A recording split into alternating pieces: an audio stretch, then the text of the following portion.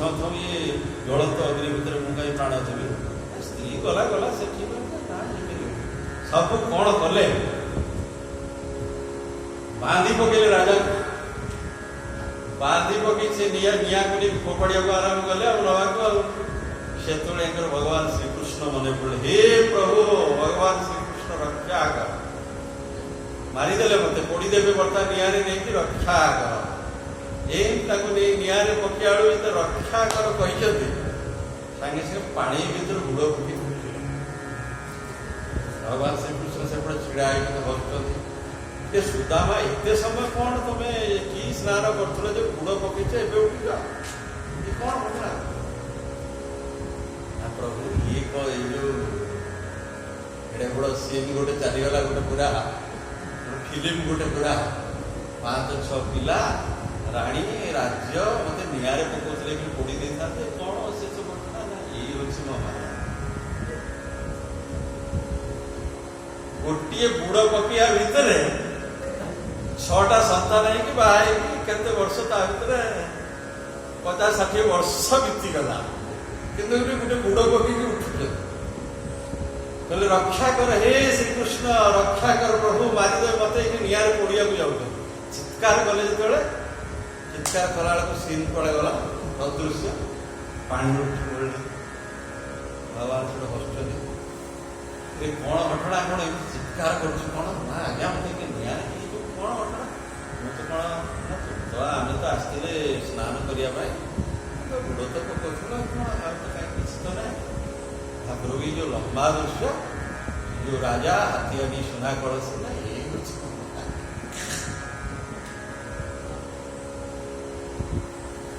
ମାର୍କଣ୍ଡେୟ ମୁନି। ମାର୍କଣ୍ଡେୟ ମୁନି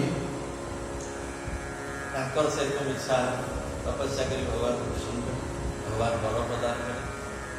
କହିଲେ ପ୍ରଭୁ ଆଉ ଗୋଟେ ପ୍ରାର୍ଥନା ଅଛି ନା କ'ଣ? ଆପଣ ଟିକେ ମାୟାକୁ ଦର୍ଶନ କରିବାକୁ ଚାହୁଁଛି, ମାୟା ଦର୍ଶନ କରିବାକୁ। ସେଇ ଆଶ୍ରମରେ ବସିକି ଧ୍ୟାନସ୍ଥ ଅଛନ୍ତି, ତାଙ୍କର ଆସନ। କିଛି ମୁହୂର୍ତ୍ତ ଗଲା ପରେ ପ୍ରଚଣ୍ଡ ଧାରାରେ ବର୍ଷା ଆରମ୍ଭ ହେଲା, ମୁଷଳ ଧାରା, ଭୟଙ୍କର ବର୍ଷା, ଭୟଙ୍କର ବର୍ଷା। ପାଣି ଧୀରେ ଧୀରେ ଧୀରେ ଧୀରେ ସବୁ ବୁଡ଼ିଗଲା ଭୂମଣ୍ଡଳ, ଇଏ ଧୀରେ ଧୀରେ ଏକା ଆଶ୍ରମ ମାତ୍ର ବୁଡ଼ିଗଲା, ଇଏ ଉଠିଲା ପାଣି, ଭୟଙ୍କର ପୁରା ଜଳମଗ୍ନ ହେଇଗଲା ସମଗ୍ର ପୃଥିବୀ। ଇଏ ଦେଖୁଛନ୍ତି, ତାପରେ ପାଣିରେ ଭାସିଲା, ଶୀଘ୍ର ହେଇପଡ଼ିବ। ପାଣିରେ ଭାସିଲେ କ'ଣ କରିବେ? ପାଣିରେ ଭାସୁଛନ୍ତି, ଦେଖିଲେ ବଟ ବୃକ୍ଷ, ସେ ପାଣି ଉପରେ ବଟ ବୃକ୍ଷର ପତ୍ର ଦେଖାଯାଉଛି, ସେଟା ବୁଡ଼ି ଯାଇଛି, କିଛିଟା ତାର ଅଗ୍ରଭାଗ ଦେଖାଯାଉଛି। ପତ୍ର ଉପରେ ଦେଖିଲେ ଗୋଟେ ଛୋଟିଆ ବାଳକଟେ, କରାର ବିନ୍ଦୁନ ପଦାର ବିନ୍ଦୁ ମୁଖାର ବିନ୍ଦୁନ ବିନିବେଶ ପଟସ୍ୟ ପତ୍ର ଗୋଟେ ଶୟନ ବାଲ ମୁକୁନ୍ଦ ମନସା ସ୍ମରା।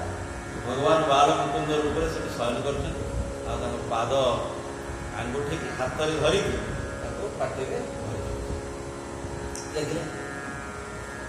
କହିଲେ ପ୍ରଭୁ ରକ୍ଷା କର। ଭଗବାନ କଟାଇ ଆଗା ପାଟିରେ ବସିଲେ, ପାଟିରେ ବସିକି ବୁଲିଲେ ଯେ ବୁଲିଲେ ବୁଲିଲେ ବୁଲିଲେ କିନ୍ତୁ ଫଳ ଫଳ ପାଇଲେ। ସମୁଦ୍ର, ନଦୀ, ପର୍ବତ, ପାହାଡ଼, ଲୋକ, ବାଘ, ତା ନିଜ ଆଶ୍ରମ ବି ଦେଖିଲେ, ତା ଭିତରେ ବି ଅଛି କିଛି, ଆଉ ରାସ୍ତା ବୁଲି କିଛି ଆଉ ପାଇଲେ। ଭଗବାନ ପୁଣି ଏହା କଥା କହିଲେ ପ୍ରଭୁ ରକ୍ଷା କର। ଭଗବାନ ଏହା କଥା ପୁଣି ଆସିଲା ବେଳକୁ ସେଇ ପ୍ରଚଣ୍ଡ ପ୍ରଳୟ ଜଳ, ପ୍ରଭୁ ରକ୍ଷା କର, ପ୍ରଚଣ୍ଡ ପ୍ରଳୟରୁ ମତେ ରକ୍ଷା କର। ତାପରେ ଦେଖିଲେ କିଛି ନାହିଁ, ଧ୍ୟାନ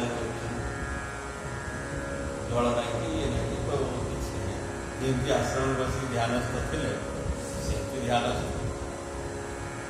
ତେଣୁ ଏଇ ଯୋଉ ଭଗବାନଙ୍କର ଯୋଉ ମାୟା, ଭୟଙ୍କର ମାୟା, ତେଣୁ ତାକୁ ଭଗବାନ କହୁଛନ୍ତି ଯିଏ ମୋର ଶରଣାପନ୍ନ ହବ। ତେଣୁ ଏଇ ଯୋଉ ଜଗତ ଯୋଉଠି ମାୟା, କିଛି ନାହିଁ ଜଗତ ବୋଲି, କିନ୍ତୁ ଆମକୁ ସବୁ ଅନୁଭବ ହଉଛି, ଘର ଦ୍ୱାର, ପିଲା ଛୁଆ, ସ୍ତ୍ରୀ, କିଛି ନାହିଁ, କିଛି ବି ନାହିଁ, ଭଗବାନଙ୍କ ଛଡ଼ା କିଛି ନାହିଁ। କିନ୍ତୁ ଯେପର୍ଯ୍ୟନ୍ତ ଭଗବାନଙ୍କ ସେ କୃପା ନ ହେଇଛି, ସେ ଜ୍ଞାନ ଆମକୁ ନ ମିଳିଛି, ଭକ୍ତି ଆମେ ଯେତେବେଳେ ନିରନ୍ତର ଭକ୍ତି କରିବା, ଭଗବାନ ଯେତେବେଳେ ଉପଲବ୍ଧି କରିବା, ସେତେବେଳେ ଯାଇକି ଭ୍ରମ ଦୂର ହୋଇ ଆମେ ତାଙ୍କ ବି ଅଂଶ, ଆଉ ଅଲଗା ଆମେ କେହି ନୁହଁ, ଆମେ ତାଙ୍କର ବି ଅଂଶ।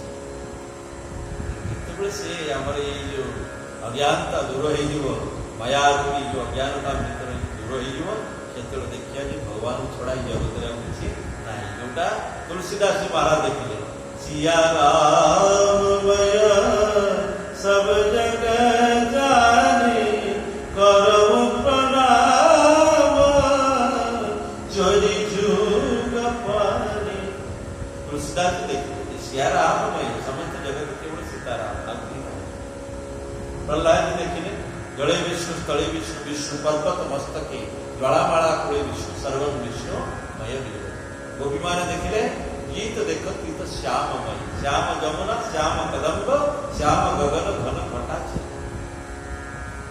ମେଘ ଭିତରେ ଦେଖିଥିଲେ ଶ୍ରୀକୃଷ୍ଣ, କଦମ୍ବ ବୃକ୍ଷରେ ଦେଖିଥିଲେ ଶ୍ରୀକୃଷ୍ଣ, ଯୋଉ ଗାଈ ବାଛୁରୀ ତାଙ୍କ ଭିତରେ ଦେଖିଥିଲେ ଶ୍ରୀକୃଷ୍ଣ। ସମଗ୍ର ଚତୁର୍ଦିଗରେ ସେ କେବଳ ଦେଖୁଥିଲେ ଶ୍ରୀକୃଷ୍ଣ, ତାଙ୍କ ଛଡ଼ା ସେ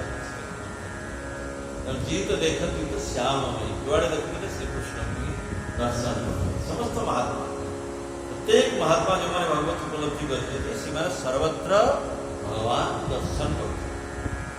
नामदेव महाराज समस्त भितर भगवान दर्शन करते, ऊपर भितर समस्त भितर देखते जोटा कि आमर भगवत गीतार भगवान कहले विद्या विनय संपन्ने ब्राह्मणे गभीरस्थिने सुनी चैव सुभाग्य च पंडिता समदर्शी। पंडित का जाए पूरे पाठ पढ़ी देते तो पंडित पंडित किए ना सर्वत्र के प्रभु को दर्शन करे से पंडित केवल विद्या पढ़ी देले बच्चे पाठ पढ़ी देले से पंडित। भगवद गीता कहते पंडित किए ना सर्वत्र के हरि को दर्शन करे। हरिमय दृष्टि जा रही है, कृष्णमय जा दृष्टि, राममय जा नेत्र हो जाए, जहाँ नेत्र जो भी देखे केवल प्रभु को दर्शन, जहाँ नेत्र राममय। नामदेव जी महाराज समस्त भीतर प्रभु दर्शन, समस्त नरसिंह मेहता समस्त भीतर प्रभु दर्शन, तुकाराम जी महाराज समस्त भीतर भगवान दर्शन करते। जितने महापुरुष परमाराध्य गुरुदेव नर्दमा को षष्ठम प्रणिपात करते कलिकता। हे नर्दमा रखी भगवान आपण यदि न था कलिकता सहर केते महिला भर्ती जाता, नर्दमा को षष्ठम प्रणिपात हे नर्दमा रखी भगवान। श्रीमद भागवत से कहता खंबायु अग्नि शरीरं महिंस ज्योतिष सत्वानि विशुद्धादि सरित समुद्राक्ष हरि शरीर जत्किंच भूत प्रणवेद जगत नदी भगवान के स्वरूप, वृक्ष तरु लता चंद्र सूर्य भगवान बट से दृष्टि न आसिया पर्यटन हमको देखा वृक्ष तरु लता देखा जाऊनी ना। आम जो निरंतर नाम कीर्तन करवा, भगवान को चिंतन करवा, जो मन शुद्ध हृदय शुद्ध नेत्र शुद्ध नेत्र शुद्ध नेत्र शुद्ध आम जुआड़े देखा भगवान दर्शन करवा। और सब इंद्रिय सब जड़ है ना, विषय भोग कही बारंबार ये सब इंद्रिय सब जड़ है, सब इंद्रिय सब विशुद्ध है, विशुद्ध है जेने चाहिए तेने से दिशे चक्षु बुद्धि अंतर प्रकाश। जुआड़े चाहिए से भगवान दर्शन करवा, चक्षु बंद कर अंतर भीतर आम बोलिए भक्तवत्सल भगवान की।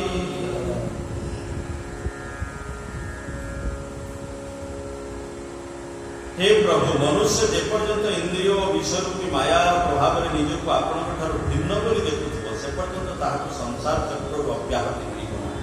यद्यपि संसार चक्र मिथ्या, तथापि एठारे जो कर्म करा जाए और से जो फल मिले ता दुख ही दिए और नाना प्रकार कर्म मज्जी रहुथिबार जीव दुखरे पीड़ित होता है। हे देव, अन्य कथा कौन कहबी, बड़ बड़ मुनि ऋषि माने यदि आपण कथा प्रसंग प्रति विमुख हो जाती, आपण को भक्ति करती नहीं, से भी संसार में बांधी जाए। अन्य माने कथा कौन कह, बड़ बड़ मुनि ऋषि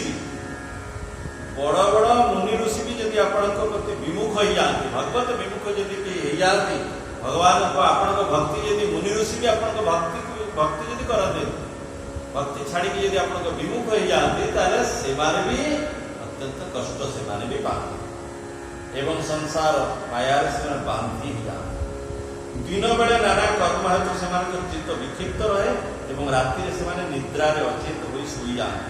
नाना प्रकार मनोरथ पोषण कर बारंबार निद भांगी जाए दैववशत से अर्थ सिद्धिर समस्त उद्यम विफल हो जाए एपरी भाव से संसार में बांधि हो रही जाती एवं निरंतर अत्यंत भयंकर कष्ट पाते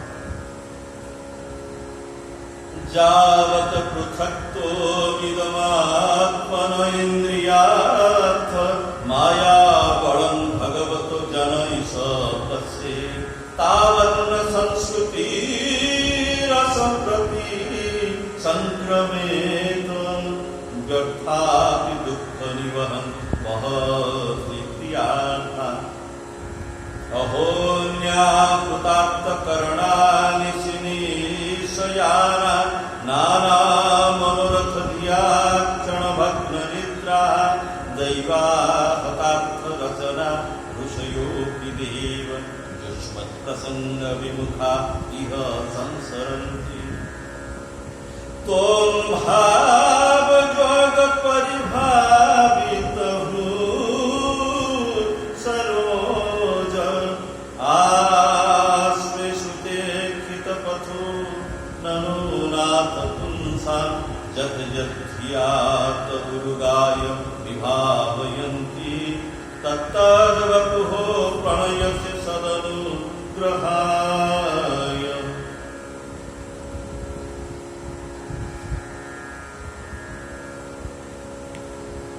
हे दयामय भगवान केवल श्रवण भक्ति द्वारा अर्थात आपणकर गुण और लीला श्रवण करी करी ही भक्त आपण को लाभ करिवार मार्ग पाया।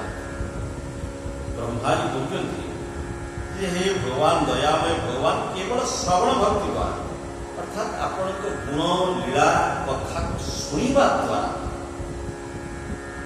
भक्त माने आपण को पाइबार मार्ग लाभ करिवार मार्ग को से पाइया केवल आपनकर कथा श्रवण गुण लीला श्रवण भक्तंकर श्रद्धा और भक्ति देखी आपण ताहांकर भक्तिपूत निर्मल हृदय कमल को निजर निवास स्थान करते भक्त मानकर भक्ति की देखिकी आपण कौन करती ना तांकर हृदय को निजर निवास स्थान बने दियंती भगवान भक्त हृदय सब विराजमान करते भक्त हृदय तेणु भगवान कहते जो माने आपणकर कथा को शुणती आपण कौन करते ना हृदय को पवित्र करते एवं से पवित्र हृदय को आपण आपणकर मंदिर ही करेंगे एवं भक्त हृदय रे आपण निरंतर विराजमान करते आपण कोठी थांतु ना थांतु बा न था मंदिर रे आपण थांतु बा न था किंतु भक्त हृदय रे आपण निरंतर अहम भक्त पराधीन यो स्वतंत्र युवदीय साधु विनस्त हृदय भक्त भक्ते जनप्रिय भगवान को कहती भक्त ता भक्ति रूपक रज्जुरे मते ता हृदय भीतर बांधी दिए जेमति गोटे सती स्त्री ता स्वामी की बांधी दिए देखम भक्त भक्ति रूपक रज्जुरे ता हृदय भीतर मते बांधी दिए गाई पछरे जेमति बाछुरी दौड़ी थाए भक्त पछरे मु सेमिति निरपेक्ष मुनि संत निर्वैर समदर्शनम निरपेक्ष मुनि संत निर्वैर समदर्शन से निरपेक्ष तार कौन से पाइबार इच्छा नहीं सी मुनि मननशील भगवान को चिंतन जे निमग्न एवं जे सर्वदा शांत एवं जे वैर रहित कहा प्रति जार वैरी भावना एवं समदर्शन सबुठी जे भगवान दर्शन करे समस्त भीतर यही गुण जी गुण जहाँ भीतर आसीगला अनुप्रजाम्य नित्यम कुएत्यंग ही रेणु की मो से भक्तर पछरे धाऊ थाए ता चरण रजट की मो मुंडर पड़ी गले मो पवित्र भगवान भगवान को निरपेक्ष जाई न चाहिए कबहु कछु तुम सन सहज सने जे केबे किछि चाहे पाइबा को केबे किछि जे किछि चाहे जाहि न चाहिए कबहु कछु गीतारे भगवान कहले प्रजहाति जदा कामान सर्वान पार्थ मनोगता जहाँ भीतर कौन कामना ना पाइबार इच्छा किसी ना प्रजहाति जदा कामान सर्वान पार्थ मनोगता आत्मन्नेवात्मना तुष्ट तस्य प्रज्ञा प्रतिष्ठिता जाई न चाहिए कबहु कछु जे केबे किछि पाइबा को चाहे कामना जाते ना निष्काम निरपेक्ष अपेक्षा ना पाइबार इच्छा जहाँ पाखे ना किसी पाइबार इच्छा कामना निरपेक्ष प्रजहात यदा कामना जाहि न चाहिए कबहु कछ तुमुशन सहज बने श्री वाल्मीकि जी कहते आप राम कहते आप हृदय विराजमान करें के पाइबा वैष्णव राम ता सुर सुराउर निजके आपण ता हृदय विराजमान करें राम आपण ता हृदय विराजमान करें का हृदय न चाहिए कबहु चाह मिटी चिंता मिटी मनुआ बेपरवाह जाक कछु न चाहे वो सहनसा जे पाइबार इच्छा होते नहीं से वो सांसा हाँ चाहदार मिटीगला चिंता मिटीगला हाँ से सांसा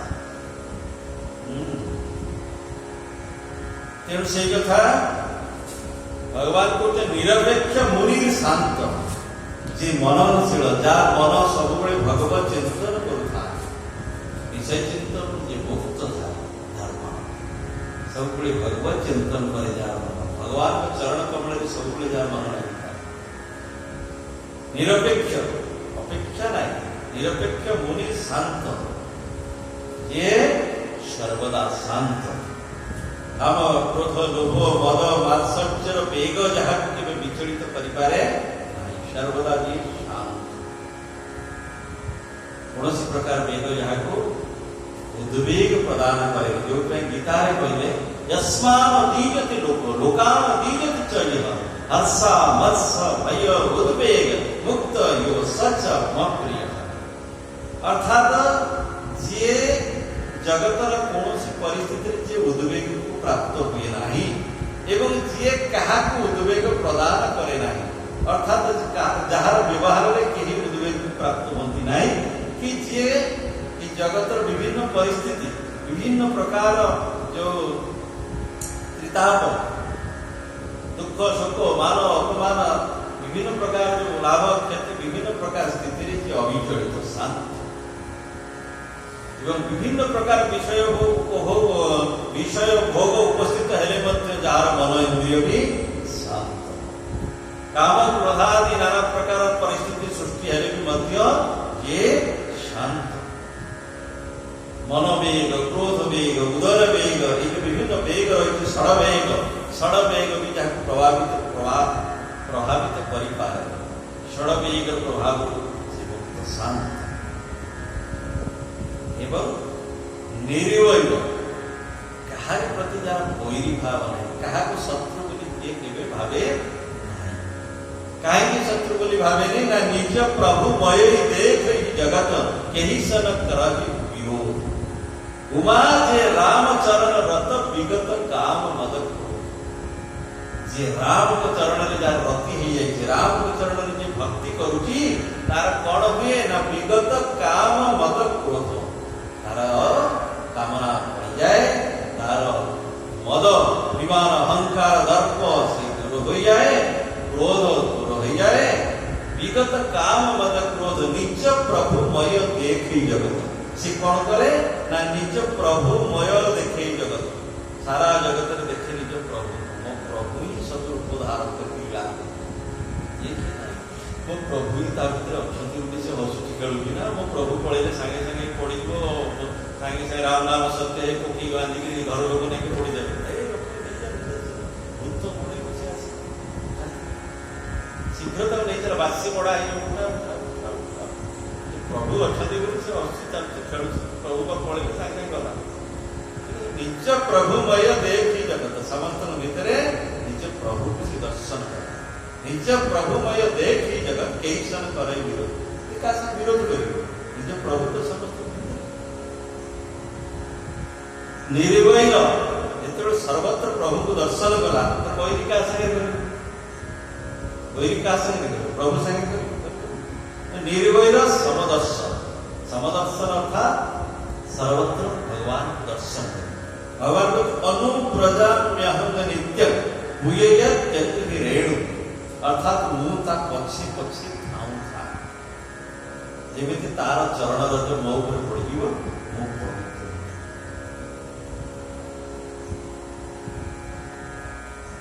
କିନ୍ତୁ ଏ ପାଞ୍ଚଟି ଗୁଣ ଆସିଲା ବେଳକୁ ଭଗବତମୟ ହିଁ ସେ ହେଇଯାଇଛି। ପାଞ୍ଚଟି ଲକ୍ଷଣ ଯେତେବେଳେ ଜଣଙ୍କ ଭିତରେ ପ୍ରକଟ ହେଇଯିବ ନା, ସମସ୍ତ ଅବସ୍ଥା ଆସିଯାଇଥିବ ତା ଭିତରେ। ସର୍ବତ୍ର ତା ଦୃଷ୍ଟି ରାମମୟ ହେଇଯିବ, କୃଷ୍ଣମୟ ହେଇଯିବ ତା ଦୃଷ୍ଟି। ଏ ଅବସ୍ଥା ଯେତେବେଳେ ଆସେ, ବୋଲିଏ ଭକ୍ତବତ୍ସଳ ଭଗବାନ କି। ତେଣୁ ବ୍ରହ୍ମାଜୀ କହୁଛନ୍ତି, ହେ ଦୟାମୟ ଭଗବାନ, କେବଳ ଶ୍ରବଣ ଭକ୍ତି ଦ୍ୱାରା ଅର୍ଥାତ୍ ଆପଣଙ୍କର ଗୁଣ ଓ ଲୀଳା ଶ୍ରବଣ କରି କରି ଭକ୍ତ ଆପଣଙ୍କୁ ଲାଭ କରିବାର ମାର୍ଗ ପାଇଯାଏ ଏବଂ ଭକ୍ତଙ୍କର ଶ୍ରଦ୍ଧା ଓ ଭକ୍ତି ଦେଖି ଆପଣ ତାଙ୍କର ଭକ୍ତିପୂତ ନିର୍ମଳ ହୃଦୟ କମଳକୁ ନିଜର ନିବାସ ସ୍ଥାନ କରିଦିଅନ୍ତି। ଏ ପୁଣ୍ୟ ଶୋକ ପ୍ରଭୁ, ଭକ୍ତ ଆପଣଙ୍କୁ ଯେଉଁ ଭାବନାରେ ଚିନ୍ତନ କରନ୍ତି, ଆପଣ ତାହାଙ୍କୁ ସେହି ରୂପରେ ଦର୍ଶନ ଦିଅନ୍ତି। ଏହା ଆପଣଙ୍କୁ ପରମ ଭକ୍ତ ଚିତ୍ତାନୁସାରେଣ ଜାୟତେ ଭଗବାନ ଅଜହ। ଭଗବାନ ଯେଉଁ ବିଭିନ୍ନ ପ୍ରକାର ରୂପ ଧାରଣ କରିଛନ୍ତି, ଭକ୍ତମାନଙ୍କର ଚିତ୍ତ, ତା ଭକ୍ତମାନଙ୍କ ଭିତରେ ଯେଉଁ ଇଚ୍ଛା ହେଲା, ଭକ୍ତ ଚିତ୍ତାନୁସାରେଣ, ଭକ୍ତଙ୍କ ଭିତରେ ଯେଉଁ ରୂପରେ ଭକ୍ତ ଦେଖିବାକୁ ଚାହିଁଲା, ତମେବ ମାତା ଚ ପିତା ତମେବ, ଭଗବାନ ମା ରୂପରେ ଦେଖିବାକୁ ଚାହିଁଲା ଭକ୍ତ, ଭଗବାନ ମାତୃ ସ୍ୱରୂପ ଧାରଣ କରିଲେ, ଦୁର୍ଗା, କାଳୀ, ମାତା ଲକ୍ଷ୍ମୀ, ସରସ୍ୱତୀ ରୂପ ଧାରଣ କରିଲେ। ଭଗବାନ ଯେଉଁ ରୂପରେ ଦେଖିବାକୁ ଚାହିଁଲେ, ଭକ୍ତମାନେ ଭଗବାନ ସେହି ରୂପ ଧାରଣ କଲେ। କେତେବେଳେ ରାମ, କେତେବେଳେ କୃଷ୍ଣ, କେତେବେଳେ ନାରାୟଣ, କେତେବେଳେ ବରାହ, ଭକ୍ତଙ୍କ ପାଇଁ ଭଗବାନ ବିଭିନ୍ନ ରୂପ ଧାରଣ କଲେ। ଭଗବାନ ସବୁକିଛି ହେଇଯିବେ, ଆପଣ ଯାହା ଚାହିଁବେ ଭଗବାନ ଆପଣଙ୍କ ପାଇଁ ସେୟା ହିଁ ହେଇଯିବେ। ତୁମେବ ମାତା ପିତା ତୁମେବ, ତୁମେବ ବନ୍ଧୁଶ୍ଚ ସଖା ତୁମେବ, ତୁମେବ ବିଦ୍ୟାଂ ଦ୍ରବିଣଂ ତୁମେବ, ତୁମେବ ସର୍ବଂ ମମ ଦେବ। ଜଣେ ଭକ୍ତ ଥିଲେ ଚୋଖା ମେଲା, ଆମେ ବି ଆगे ବି ଚର୍ଚ୍ଚା କରିଛୁ। ଚୋଖା ମେଲା ବହୁତ ବଡ଼ ଭକ୍ତ ଥିଲେ, ନିରନ୍ତର ସେ କୃଷ୍ଣ ନାମ କରୁଥିଲେ, ବିଠଲ ବିଠଲ ବିଠଲ ବିଠଲ ନିରନ୍ତର। ଆगे ବି ଚର୍ଚ୍ଚା କରିଛି, ଭଗବାନ ତାକୁ କେତେ ଭଲ ପାଉଥିଲେ। ଜାତିରେ ଚମାର ଜାତିରେ ଥିଲେ, ଦିନେ ଦେଖିଲେ ବଜାରରେ ଦେଖିଲେ ଅତି ସୁନ୍ଦର ମାନେ ଦେଶୀ କଦଳୀ, ପୁରା ବଢ଼ିଆ ବଢ଼ିଆ ସୁନ୍ଦର କଦଳୀ। ଭାରି ଇଚ୍ଛା ହେଲା ମୋ ପ୍ରଭୁଙ୍କ ପାଇଁ କି ନେଇଗଲେ, ପ୍ରଭୁ ଟିକେ ଖାଆନ୍ତେ, ଭାରି ଇଚ୍ଛା ନେଇ ଆସି ଆଣିକି ବିଠଲ ମନ୍ଦିର ଗଲେ। ବହୁଦିନ କଥା, ତଳର କଥା, ତ 500 ବର୍ଷ ତଳର କଥା। ପଣ୍ଡିତମାନେ ଭାରି ସେତେବେଳେ ତାଙ୍କର ନିୟମ ନିଷ୍ଠା ବହୁତ ଥିଲା। ଆଜିକାଲି ଯେମିତି ସମସ୍ତେ ମନ୍ଦିରକୁ ପ୍ରବେଶ କରିଯାଉଛନ୍ତି, ଭାରି ନିୟମ ଥିଲା। ତ ଇଏ ସେ ବଢ଼ିଆ ସୁନ୍ଦର କଦଳୀକୁ ଯେତେବେଳେ ନେଇକି ଯାଇକି ପ୍ରଭୁଙ୍କ ପାଖକୁ ଦେବା ପାଇଁ, ସେତେବେଳେ ସିଏ ସବୁ ଯେଉଁ ଥିଲେ ଥଣ୍ଡା ପଡ଼ିଆରେ ସେ କଦଳୀ ଫିଙ୍ଗି ଦେଇଛନ୍ତି। ତୁ ସାହସ କଲୁ କେମିତି ପ୍ରଭୁଙ୍କ ପାଇଁ କଦଳୀ ତୁ ନେଇକି ପଳେଇ ଆସିବୁ? ହଁ, ତୁ ନେଇ ଆସ, ତୁ ପ୍ରଭୁ ତ ହାତରୁ ନେଇଯିବେ। ତାହା କହି ତାକୁ କଦଳୀକୁ ଫିଙ୍ଗିଦେବେ। ସେ ତାର ବିଚରା ମନ ଦୁଃଖ କରି କହିଲା, ପ୍ରଭୁ ଏତେ ଆଗ୍ରହରେ ଆପଣଙ୍କ ପାଇଁ କଦଳୀ ଟିକେ ଆଣିଥିଲି, ଆପଣ ଶେଷରେ କିଛି କହିଲେନି। ଆପଣଙ୍କ ସେବକମାନେ ମୋତେ ଏଠି ଆପଣଙ୍କ ସାମ୍ନାରେ କିଛି ମୋତେ ବାଡ଼େଇଲେ, ଆଉ ଆପଣ ସେମିତି ଚୁପ ରହିଲେ। ମନ ଦୁଃଖରେ ଯାଇ କବାଟ ବନ୍ଦ କରି ଖାଦ୍ୟ ସବୁ ଛାଡ଼ି, ଖାଇବା ପିଇବା ଛାଡ଼ି ବସିଲେ, ପ୍ରଭୁଙ୍କ ନାମ ସ୍ମରଣ କରିକି ନାମ କୀର୍ତ୍ତନ କରି କେତେ ଇଚ୍ଛାରେ ଟିକେ ନେଇଥିଲେ ଆପଣ କଦଳୀ ଟିକେ ଖାଇଲେ। କଦଳୀ ତ ଖାଇଲେ, ଛାଡ଼ ଖାଇଲେ। ସେମାନେ ଆସିକି ଏତେ ମୋତେ ଆଘାତ ବି ଦେଲେ, ଆପଣ କିଛି ଖାଇଲେ। ଆଉ ସେଇ ବସିକି ନନ୍ଦନ କରିଥାନ୍ତି, ପ୍ରଭୁ ଚିନ୍ତନ କରିଥାନ୍ତି। ଭଗବାନ ଆସି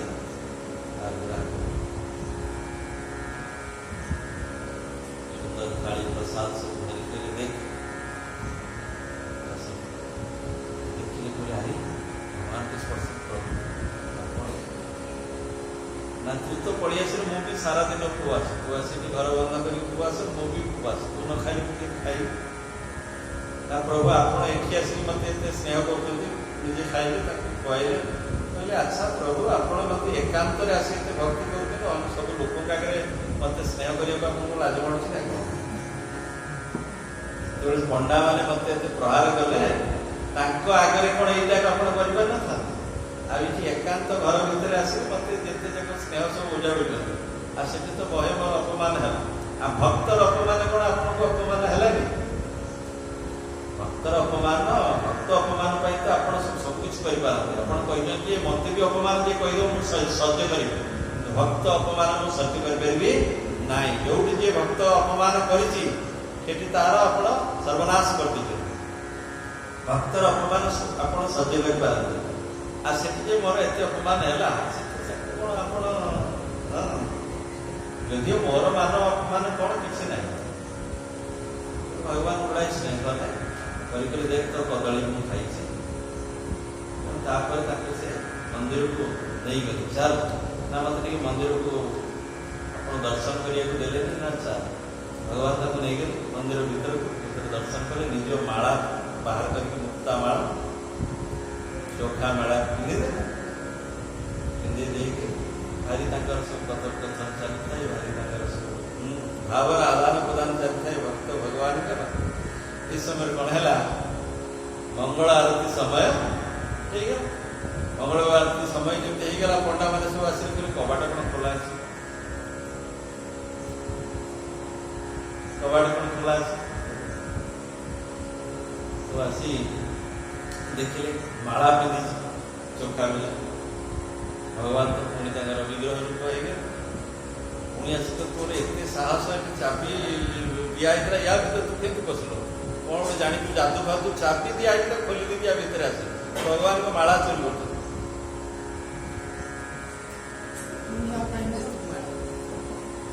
कर कहले प्रभु पुणी आगे विदा करदे परिवार पर पंडा बाहर बाहर कले द्वार मंदिर द्वार आउ जिते प्रकार चेष्टा कले मंदिर द्वारा खोलला मैंने जानते प्रभु कौन है कौन है मो परम भक्त को तुम्हें अपमान दे कष्ट दे मुझे आनी माला मो हाथ में पिंधे मोर सी अत्यंत अंतरंग भक्त तेणु मुझे घर डाकिक आनी क्यों तुम्हें देल दंड देल कष्ट देल तुम्हें जाओ पालिकी नहीं जा पालिकी बसैकी फूलमाला दे पालिकी बसैकी सी आसिले ये मंदिर द्वारा खोल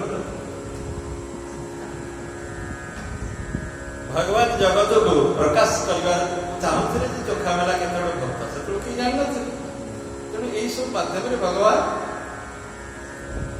सब जाक लीला कर चोखा मेला पचारे प्रभु एत मत माड़ देले ना कहीं देखेलु तोर पिठी कोई दाग अच्छे निजे काढ़ी देखे मो पिठी देख फाटी भक्तर माड़ मुझे बहन करे तो पिठी कौन फाटी देखेलु पिठी तोर दागटे नहीं कष्ट हो पालिकी बसैक नहीं आसे आसला मंदिर द्वारा समझते स्वागत मंदिर भीतर को नेले दर्शन कले चारिड़े जय जयकार है चोखा मेला से चोखा मेला को भगवान देखे तो कौन न हो पार चोखा मेला को पत्नी जो प्रसव पीड़ा हो तो झड़ वर्षा राति थाए तो स्वामी कौन कले चोखा मेला निजे कौन कले सोयरा वाले तो सी गोटे धाई से सब धाई माँ मैंने था सब पिला जो जन्म कर साहाଯ୍य करते तो सी धाई माँ को डाकिया चोखा मेला जाए पत्नी की बहुत कष्ट हो स्वयं भगवान धाई रूप धारण कर